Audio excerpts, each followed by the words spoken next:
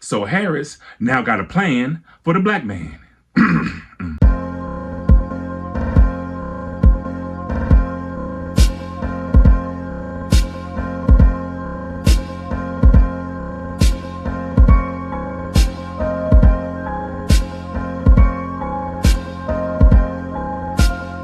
So I know this happened a few days ago. I'm a little late on this, but I still want to talk about it. So Kamala Harris came out with a plan for black men. So I'm looking at it, and you know what?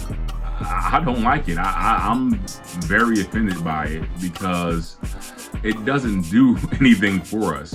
It's a sucker plan. I mean, if you look at it and go through it, it's really some sucker stuff. It's what we call the okie doke, right? Because, okay, the two things on there, it's about 5 things on there, right? But really 2 things only, I guess, is going to really affect black people, right?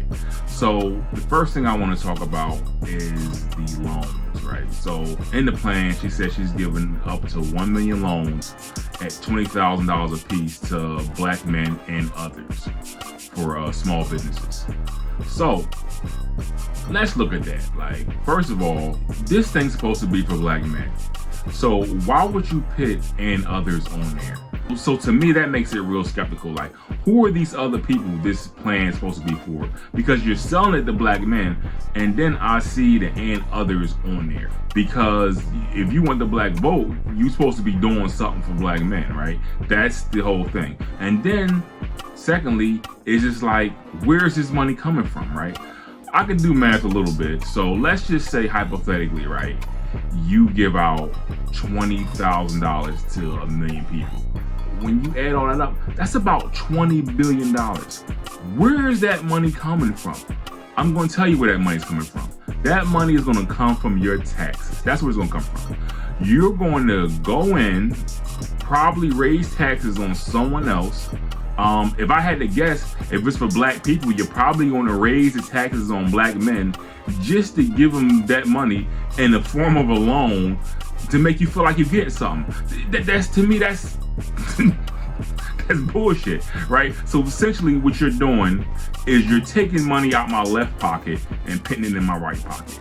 See, and that's why we gotta look at this stuff, man. We just can't just take this stuff for face value. Like, just think about it. Like, the money has to come from somewhere. If it don't come from the black community, that means you're gonna be taking money from the white community and Asians and everybody else and they give to us as a loan. So it's just like, no, like to me, that's not right. I mean, you can't take money from everybody to give to us. If you're gonna do something for us, do something for us. But you can't take from others to give to us, because that's wrong.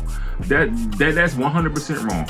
Secondly, right, these are loans. Loans have interest. What is the APR? I haven't seen anything on the APR on the loans, because if they weren't loans, they would be grants, right? Because you have loans, you have grants. The language is loans. That means that the money is to be paid back and paid back with interest. That is the definition of a loan.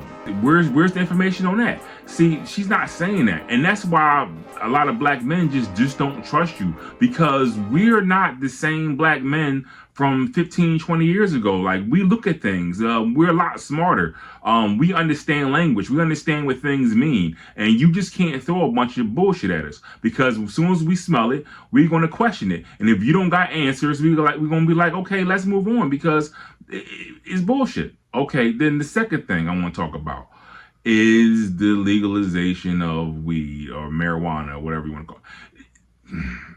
To me, that's just an insult, right? So you saying that, okay, you're legalizing marijuana federally for black men? Like, what? Like, so you're just implying that, oh, all black men deal with and smoke weed, and that's just their thing, and that applies to all black men.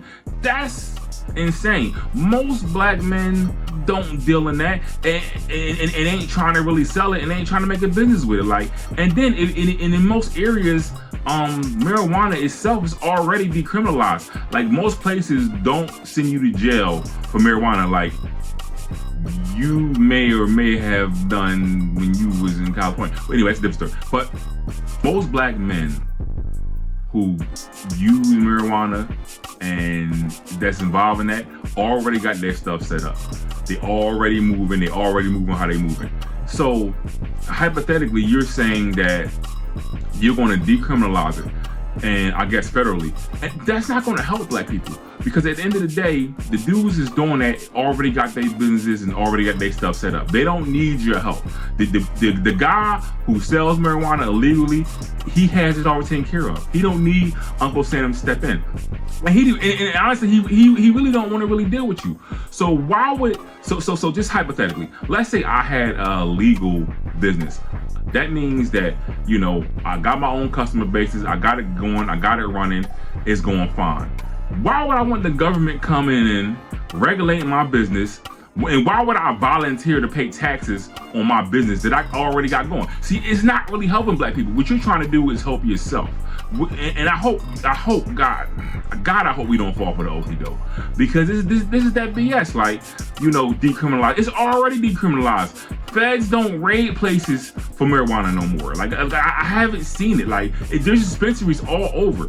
And then another thing too, you know, I looked up the cost to start a marijuana business. In most places, to start a marijuana business, you need at least $1 million. That's for all the licensing, all the things you need. You need at least $1 million. It's almost like starting almost a McDonald's franchise. Like, you need about $1 million to start legally. So who got $1 million? I don't. And then who are these people going to benefit? Who's going to benefit?